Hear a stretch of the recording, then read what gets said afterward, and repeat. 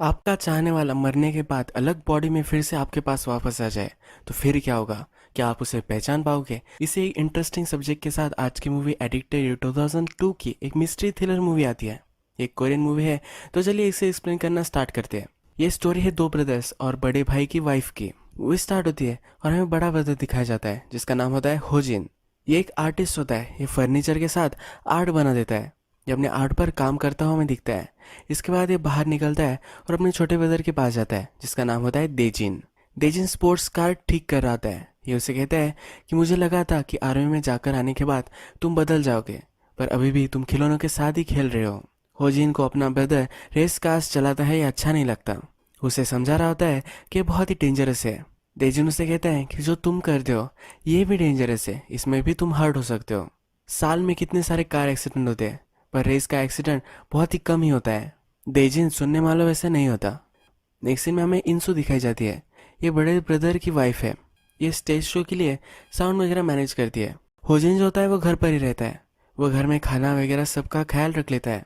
उसकी wife job करती है और ये अपने आर्ट पर काम करता है। हम नेक्स्ट सीन में हम दिखता है कि इसका एक एग्जीबिशन होने वाला होता है। इसी एग्जीबिशन के लिए एक आदमी से वो बात कर रहा होता है। इंसू जो रात में स्टेशन पर होती है तो उससे लेने के लिए होजिन जाता है। वो स्टेशन से बाहर निकलते ही उसका जो फेवरेट सॉन्ग होता है वो लगाता है। उसे समझ में नहीं आता कि ये आवाज़ कहाँ से आ रही है।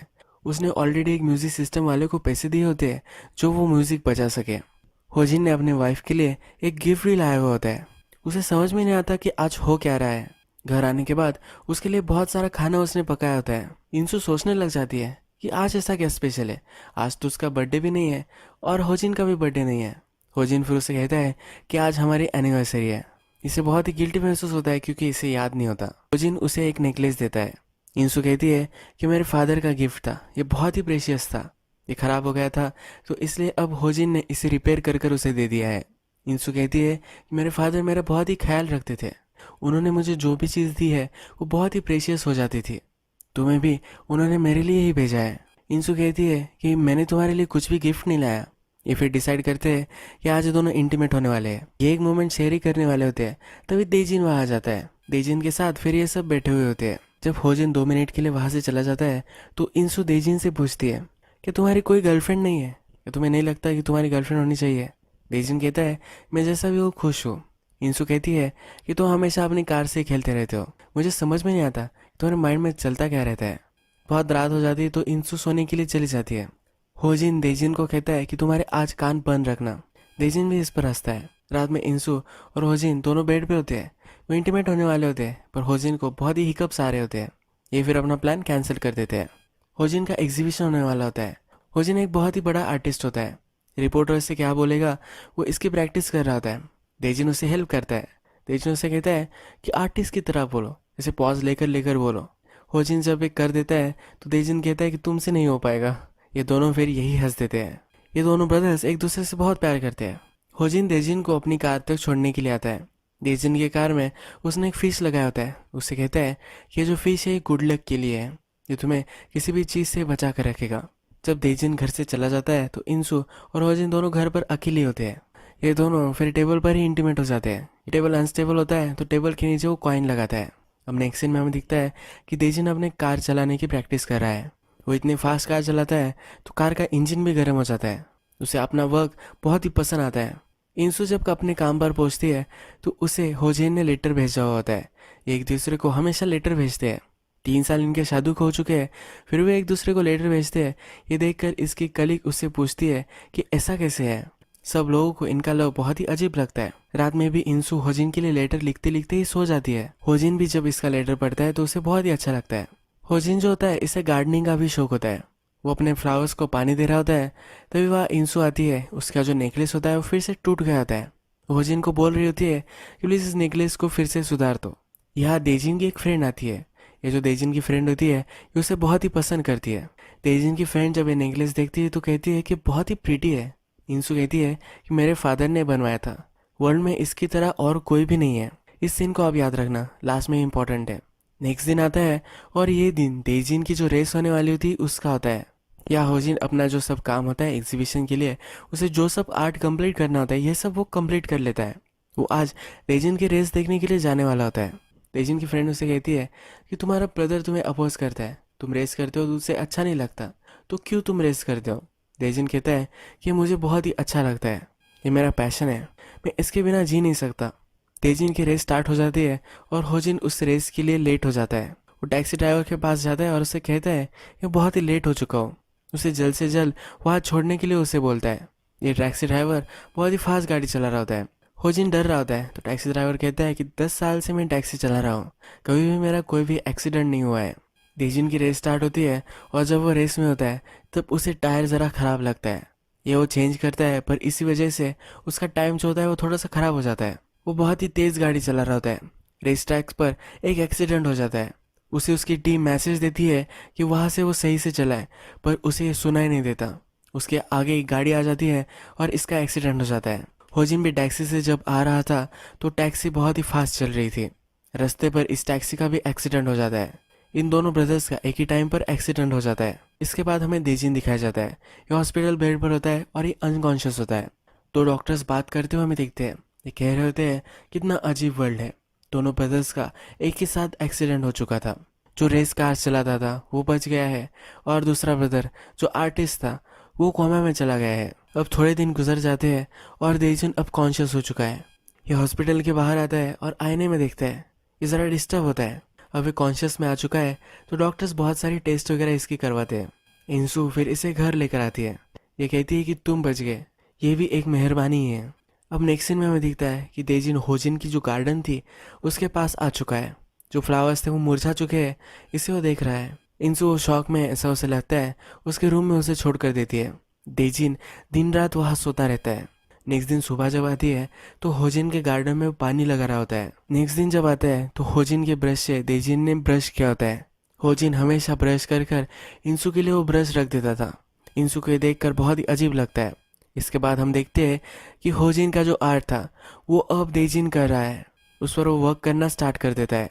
तेजिन की जो अच्छी फ्रेंड थी वो अब उसे मिलने के लिए आई हुई है। उसे कहती है कि तुम हॉस्पिटल में थे और मेरी बहुत ही हालत ख़राब हो चुकी थी। जब तुम्हारी कार तहस हो गई थी तो उसे स्क्रैप करने के लिए मैं गई थी।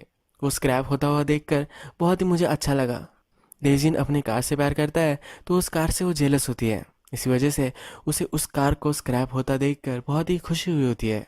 तेजिन सिगरेट पीता था पर एक्सीडेंट हो जाने के बाद अब वो सिगरेट नहीं पी रहा। उसकी फ्रेंड उसे कहती है कि तुम तो बहुत ही हेवी स्मोकर थे। रात में हम देखते हैं कि तेजिन की फ्रेंड उसके घर पर ही होती है। वहाँ जब इंसू आती है तो देखती है कि तेजिन अब कुक कर रहा है। तेजिन कभी भी कुक नहीं करता था। होजिन जिस तरह से अच्छी सब्जियाँ वगैरह काटता था उसी तरह से सब्जियाँ काट रहा है। इंसू के जो फेवरेट फ्लावर्स होते हैं वो भी उसने लाए हुए होते हैं। रात में हमें दिखता है कि तेजिन उसके वर्क स्पेस में है और रो रहा है। अब इंसू को लगता है कि तेजिन तेजिन है ही नहीं, होजिन की सोल उसमें चली गई है। अब इंसू को लगता है कि उसका हस्बैंड जो कोमा में है वो वहाँ नहीं है, तेजिन में वो घुस चुका है। अब ये सब हो क्या रहा है, इसका सेंस बनाने के लिए तेजिन को डॉक्टर के पास लेकर आती है। डॉक्टर्स तेजिन के सब सिम्टम्स वगैरह पूछते हैं। इंसू को ये बताते हैं कि उसे अपने ब्रदर जाने के बाद सदमा लग चुका है, वो डिप्रेशन में है और इसी वजह से ये सब हो सकता है। डॉक्टर से बोलता है कि तेजिन का जो सबकॉन्शियस है इसे लगता है कि वो होजिन ही है। डॉक्टर इंसू को सलाह देता है अगर सही तरीके से तुम्हें इन्फॉर्मेशन निकालनी है तो तुम तेजिन को हिप्नोटाइज करो, उसके सबकॉन्शियस में क्या है ये तुम्हें पता चलेगा। रात में जब भी घर आते हैं तो तेजिन फर्नीचर पे काम करने लग जाता है। वो करते करते ही उसे चोट आ जाती है। यहाँ पर तेजिन की फ्रेंड भी होती है। वो उससे कहती है कि अपने आप को तुम संभालो, तुम होजिन नहीं हो, तुम तेजिन ही हो, ये तुम समझ लो। ये मानने के लिए तैयार नहीं होता। इंसू से सब कुछ समझाती है कि साइकोलॉजिकल है। तेजिन की फ्रेंड बोलती है कि इससे मुझे बहुत ही तकलीफ हो रही है। रात में इंसू तेजिन के पास आती है। होजिन को उसने जो नेकलेस दिया था ये तेजिन उसे वापस करता है। उसने वो फिक्स कर कर उसके लिए लाया हुआ होता है। नेक्स्ट सीन में हमें दिखता है कि हिप्नोटाइज करने के लिए इंसू ने तेजिन को लाया हुआ है। इनका जब सेशन चल रहा होता है तो तेजिन को एक्सीडेंट किस तरह से हुआ था ये पूछा जाता है। ये पूछने पर भी होजिन का जिस तरह से एक्सीडेंट हुआ था उसी तरह से डिस्क्राइब करता है। अब इंसू भी डाउट करने लग जाती है। जब तेजिन आर्ट बना रहा होता है तो उसे वो देख रही होती है। वो अब सोच रही होती है कि क्या ये सचमुच में पॉसिबल है। रात में जब ये सोई हुई होती है तो तेजिन वहाँ आता है, उसका डोर खटखटाता है। उसे कहता है कि डोर ओपन करो, मैं कुछ करने नहीं वाला। तेजिन कहता है मैं बहुत ही सॉरी हूँ पर मैं मेरे ब्रदर के रूम में नहीं रह सकता। वो होजिने है, इस तरह से वो बात कर रहा होता है। मैं अगर वहाँ सोया तो मैं कभी भी नहीं जागूंगा, ऐसा मुझे लगता है। ये फिर इंसू के रूम में ही सो जाता है। इंसू वहाँ से जा रही होती है तो उसे कहती है कि प्लीज़ यही सो जाओ, मैं बहुत ही डरा हुआ हूँ। उसे कहती है कि तेजिन के साथ रहना ये मेरे लिए बहुत ही डिफ़िकल्ट है। मैं हमेशा उसमें होजिन ही ढूंढती रहती हूँ और कभी कभी मुझे वो दिख भी जाता है। मैं बहुत ही कंफ्यूज हूँ। तेजिन की फ्रेंड कहती है कि तुम उसे मुझ पर छोड़ दो, मैं ज़रा उसके साथ टाइम स्पेंड करती हूँ, इसके बाद वो फिर से पहले जैसा हो जाएगा। ये फिर तेजिन के पास आती है, उसे कहती है कि तुम मेरे साथ मेरे फादर के फार्म में काम कर सकते हो। तुमने मुझे कहा था कि तुम जब वॉर में थे तुम्हें बहुत ही अच्छा लगता था, अगर तुम फार्म में काम करोगे तुम्हें फिर से अच्छा लगेगा। देजिन कहता है कि मैं क्यों कहीं जाऊंगा, ये तो मेरा ही घर है। देजिन की फ्रेंड कहती है कि इंसू ऐसा चाहती है कि तुम चले जाओ, कि तुम इंसू के लिए ये सब करो। होजिन को कोमा में रहकर 1 साल हो चुका है, ये उसके लिए बहुत ही डिफिकल्ट है। देजिन को अब तक मालूम ही नहीं होता कि होजिन कोमा में है, उसे लगता है कि वो मर ही चुका है। ये फिर उसे देखने के लिए जाता है। इसके बाद रात में हमें दिखता है कि तेजिन घर पर है। वो जब अपनी शक्ल कांच में देख रहा था तो डिस्टर्ब हो गया, कांच को उसने तोड़ दिया है। इंसू उसके पास आती है, उसे कहती है कि गौर से इस चेहरे को देखो, तुम होजिन नहीं हो सकते।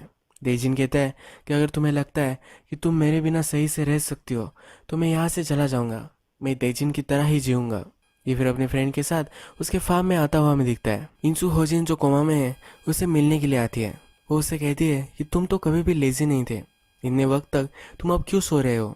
मैं इस साल में बहुत ही बदल चुकी हूँ, मैं लोगों से बहुत ही ज़्यादा एंग्री हो जाती हूँ, मैं हंसती भी नहीं हूँ। तुम अगर मुझे देखोगे तो तुम सरप्राइज्ड हो जाओगे। तुम्हारी आवाज़ भी अब मुझे याद नहीं आ रही। मैं बहुत ही ट्राई करती हूँ रिमेंबर करना, पर मैं कभी रिमेंबर नहीं कर पाती। जब देजिन फार्म पर काम कर रहा होता है तो देजिन की फ्रेंड उसे अनाय करती रहती है, उसके साथ बैठकर बात कर रही होती है। तो देजिन उसे कहता है कि अगर तुम्हें लगता है कि मैं सही से यहाँ काम कर पाऊँ तो प्लीज़ मुझसे बात मत करो। उसकी फ्रेंड उसे बोलती है कि तुम अगर मुझसे प्यार करो या ना करो, पर हमेशा मैं तुमसे प्यार करती रहूँगी, मैं हमेशा तुम्हारे लिए वेट करती रहूँगी। अब नेक्स्ट सीन में हमें दिखता है कि इंसू जब स्टेशन से आ रही थी तब जिस तरह से होजिन उसे लेने के लिए आया था उसी तरह से देजिन भी उसे लेने के लिए आता है। देजिन कहता है कि मैं सॉरी हूँ, पर मुझे वापस आना ही था, मैं तुम्हारे बिना रह नहीं सकता था। इंसू इसके बाद कहती है कि इस्किमोज जो लोग होते हैं उनमें से कोई अगर मर जाता है तो 5 दिन उसके बारे में बात करते हैं, इसके बाद उस आदमी के बारे में वो कभी भी बात नहीं करते। ये वो बैड लक समझते हैं। हमें भी होजिन के बारे में ऐसा ही करना चाहिए। वो फिर होजिन की यादें बोलना स्टार्ट कर देती है। वो कहती है कि 1 साल बहुत ही बारिश पड़ी थी। होजिन के घर पर हम जब गए थे तो उसमें बहुत सारा पानी भर चुका था। हम दोनों ने मिलकर वो सब पानी निकाला था। जब तुम आर्मी में चले गए थे, जब तुम घर से दूर चले गए थे, तुम्हारे ट्यूशन फीस के लिए होजिन एक फैक्ट्री में काम करता था। मैं एक दिन उसे देखने के लिए गई थी और उसे देखकर मुझे बहुत ही दुख हुआ था। अब देजिन कहता है कि मुझे याद है जब तुम मुझे देखने के लिए आई थी, तुमने पीली ड्रेस पहनी थी। जब तुम वहाँ से जा रही थी तब मैंने तुम्हें वहाँ देखा था। मैंने तुम्हें रोका नहीं, क्योंकि तुम्हें अगर मैंने पहचान लिया होता तो तुम बहुत ही अपसेट हो जाती। क्राइसिस के वक्त तुमने मुझे हेल्प किया था, मैं तुम्हें कैसे छोड़कर चला जा सकता था। हम दोनों जो है ये एक ही पर्सन है, क्या तुम इसे देख नहीं पा रही हो। मुझे उस एक्सीडेंट में मर जाना चाहिए था और कभी वापस नहीं आना चाहिए था, पर मैं कर नहीं पाया। मुझे तुम्हारे लिए वापस तो आना ही था। मैं जितना तुमसे प्यार करता हूँ उतना कोई भी तुमसे प्यार नहीं कर सकता, इसी वजह से मैं वापस आ चुका हूँ। टेबल के नीचे इन दोनों ने कॉइन रखे थे, ये वो निकालता है और उसे देता है। ये कहता है कि ये जो कॉइन है ये हम दोनों ने आज तक एक दूसरे से कितना प्यार किया है, इसका ये सिंबल है। ये दोनों फिर एक दूसरे को हक कर लेते हैं। रात में एक दूसरे के साथ इंटीमेट हो चुके हैं हमें दिखता है। इंसू अब इसे एक्सेप्ट कर लेती है। ये पार्क में जाते हैं, शॉपिंग करते हैं, एक नॉर्मल सी लाइफस्टाइल जीते हैं। तेजिन अपने आर्ट पर काम करता है और उसका भी एग्जीबिशन अब होने वाला होता है। नेक्स्ट सीन में हमें इंसू तेजिन की फ्रेंड से बात कर रही है दिखता है। उसे समझा रही होती है कि तेजिन ही होजिन है। तेजिन की फ्रेंड कहती है कि वो वैसे भी जैसे पहले था वो वैसा नहीं रहा है, अब तेजिन जहाँ है वहाँ मैं नहीं रह सकती। और वो कंट्री छोड़कर बाहर स्टडी करने के लिए जाने वाली होती है। लास्ट बार तेजिन से मिलने के लिए वो आती है। तेजिन उससे पूछता है कि क्यों तुम बाहर जा रही हो, क्या मेरी वजह से जा रही हो। उसे पूछता है कि कब तुम वापस आओगी। ये कहती है कि मेरा वेट करने के लिए तेजिन यहाँ नहीं है, तो मैं क्यों वापस आऊँगी। वो बोलती है कि क्या मैं तुम्हें तेजिन समझ कर कुछ बोल सकती हूँ। वो फिर उसे रॉटन बास्टर्ड कहती है। उसके बाद उसे विश करती है कि उसकी लाइफ बहुत ही अच्छी जाए। उससे वो एक हग मांगती है। वो बोलती है कि तुम कैसे भी मुझे हक दे सकते हो, तेजिन या होजिन, मुझे कुछ भी फर्क नहीं पड़ता। तेजिन फिर उसे एक वार्म हग देता है। ये कहती कि तुम तेजिन नहीं हो, देजिन कभी भी इस तरह से मुझे हग नहीं करता था। इसके बाद देजिन को एक कॉल आ जाता है, इसका एग्जीबिशन होने वाला है, तो इसी का एक कॉल होता है। अब नेक्स्ट सीन में दिखता है कि इंसू को डॉक्टर ने बुलवाया है। डॉक्टर उसे कहते हैं कि तुम्हारा जो हस्बैंड है ये नॉन रिस्पॉन्सिव है, वो ब्रेन डेड हो चुका है, वो अंदर से मर रहा है, तो इसी वजह से उसका लाइफ सपोर्ट उन्हें निकाल लेना चाहिए, ये उसे वो सजेस्ट करते हैं। इंसू और देजिन फिर डिसाइड करते हैं कि होजिन का लाइफ सपोर्ट उन्हें निकाल देना चाहिए। अब थोड़ा टाइम गुजर चुका है, हमें दिखता है कि इंसू देजिन के बच्चे से प्रेग्नेंट है। देजिन का एक आर्ट एग्जीबिशन चल रहा होता है। ये दोनों अब बहुत ही एक दूसरे के साथ खुश है। इंसू जब घर पर होती है तो उसे एक पार्सल आता है। ये पार्सल जो होता है देजिन के लिए होता है, पर ये पार्सल वो ओपन कर लेती है। इस पार्सल में उसके पास जो नेकलेस है, इसी तरीके से एक नेकलेस होता है। ये जो पार्सल है ये देजिन के फ्रेंड ने भेजा है। इसमें एक लेटर होता है, इसमें लिखा होता है कि तुम्हें ओरिजिनल कभी ना कभी तो चाहिए होगा, इसीलिए मैं रिटर्न कर रही हूँ। मैं कभी भी तुम्हारा जो ये सिक लव है ये समझ नहीं पाऊंगी। मैं होप करती हूँ कि कभी ना कभी मैं तुम्हें भूल जाऊंगी। अब तेजिन के फ्रेंड को होजिन के पास जो नेकलेस था वो कैसे मिला है ये हमें दिखता है। जब इंसू ने होजिन को नेकलेस दिया था तो ये नेकलेस उसने एक बॉटल में छिपा कर दिया था। जब तेजिन की फ्रेंड लास्ट बार उसे मिलने के लिए आई तो नेकलेस उसे मिल गया था। तेजिन को इस नेकलेस के बारे में पता ही नहीं था, यही नेकलेस उसने लौटाया है। वो तेजिन को इनडायरेक्टली कह रही होती कि उसे पता है कि वो होजिन नहीं है, वो सब प्रिटेंड कर रहा है, और जो इंसू को लव करता है उसे समझ में नहीं आ रहा। अब इंसू डिस्टर्ब हो जाती है, वो देजिन की सब चीज़ें देखने लग जाती है। यहाँ देजिन के रूम में उसे एक सीक्रेट वॉल्ट मिल जाता है। ये वो चेक करती है तो उसके बहुत सारे फोटोज वहाँ होती है। इंसू के फादर ने उसका नेकलेस जिस प्लांट से बनवाया था उसने वो बहुत सारे लाकर रखे हुए होते हैं। इसके पास वो है तो वो कभी भी ये नेकलेस बनवा सकता है। ये बहुत ही रेयर होता है, पर फिर भी इसने वो इकट्ठा कर कर रखे होते हैं। अब हमें देजिन की कहानी समझ में आती है। देजिन एक दिन जब पार्क में था और फोटो ले रहा था तभी उसे इंसू दिखी थी। इंसू अपने बाइसिकल से जा रही थी। देजिन ने जो सब डायरी में लिखा है वो इंसू पढ़ रही होती है। उसमें लिखा होता है कि जिस दिन मैंने इंसू को देखा तब ये मैजिकल था, वो सनशाइन की तरह मेरी ज़िंदगी में आई थी। मैंने जब उसे देखा तो मेरे अंदर जो सब सैडनेस था वो एक ही पल में पूरा मिट गया। मैं इसे किस तरह से एक्सप्लेन कर सकता हूँ ये मुझे समझ में नहीं आ रहा। इसी रात देजिन जब होजिन के साथ था तो होजिन अपनी गर्लफ्रेंड को उसे मिलवाने वाला था।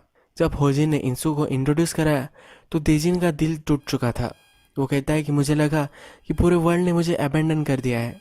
जब होजिन का वेडिंग डे था तो देजिन ने कहा था कि मेरे ब्रदर की आज शादी है, उसके लिए मैं बहुत ही हैप्पी हूँ। इस वर्ल्ड में सबसे फॉर्चुनेट आदमी वो आज से बन जाएगा। मैं भी खुश हूँ क्योंकि मैं इंसू को हमेशा मेरी पूरी लाइफ तक देख सकता हूँ। होजिन मुझे सब कुछ बताता है, उसे लव लेटर्स लिखना नहीं आता तो उसके लव लेटर्स मैं ही लिखता हूँ। ये एक्सप्लेन करता है कि उसे क्यों इंसू के बारे में सब कुछ पता था। होजिन देजिन को सब कुछ बताता था, इसी वजह से देजिन को सब कुछ पता था।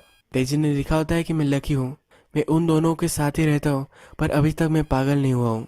जब इंसू ये सब पढ़ती है तो बहुत ही डिस्टर्ब हो जाती है, वही वो रोने लग जाती है। वो बाहर आती है और सोचने लग जाती है। मूवी के फर्स्ट में हमने देखा था कि इंसू ने देजिन से पूछा था। देजिन कहता है कि कभी कभी मुझे लगता है कि सब कुछ चीज़ें मुझे फेंक देनी चाहिए, फिर मेरा जो वर्क है इसमें घुल मिल जाता हूँ, पूरे लाइफ तक ऐसा ही चलता रहेगा ऐसा मुझे लगता है। इंसू अकेली बैठी हुई होती है और वो सब कुछ सोच रही होती है। वो देजिन की आर्ट गैलरी में फिर आ जाती है। तेजिन उसने जो सब आर्ट किए होते हैं ये सब उसे दिखाता है। तेजिन उनकी अब जो फ्यूचर लाइफ है इसके लिए बहुत ही पॉजिटिव होता है। देजिन ने उसकी बेबी के लिए भी आर्ट बनवाया हुआ होता है। देजिन अपने ब्रदर की अस्थियां बहा देता है। वो अपने ब्रदर से बात कर रहा होता है। ये कहता है तुमने अपने आप को सेक्रीफाइस कर दिया, यानी कि मैं जी सकूं। क्या तुम्हें पता है कि इंसू से मैंने पहले प्यार किया था। मैंने उससे इतना प्यार किया था कि मैं तुम दोनों की लाइफ से चला जाना चाहता था। इंसू को कभी ये मालूम नहीं था, वो हमेशा तुम्हारे बारे में सोचती रहती थी। मेरे ब्रदर, तुम अब इस वर्ल्ड में नहीं हो, पर मरा हुआ असल में मैं ही हूँ। मुझे अब तुम्हारे जैसे रहना पड़ता है। मैं अब तुम बन चुका हूँ। मैं जो सब चीज़ें करता था वो मैं कर नहीं पाऊंगा। मैं हमेशा के लिए अब तुम बन जाऊंगा और इंसू मुझे ही प्यार करेगी।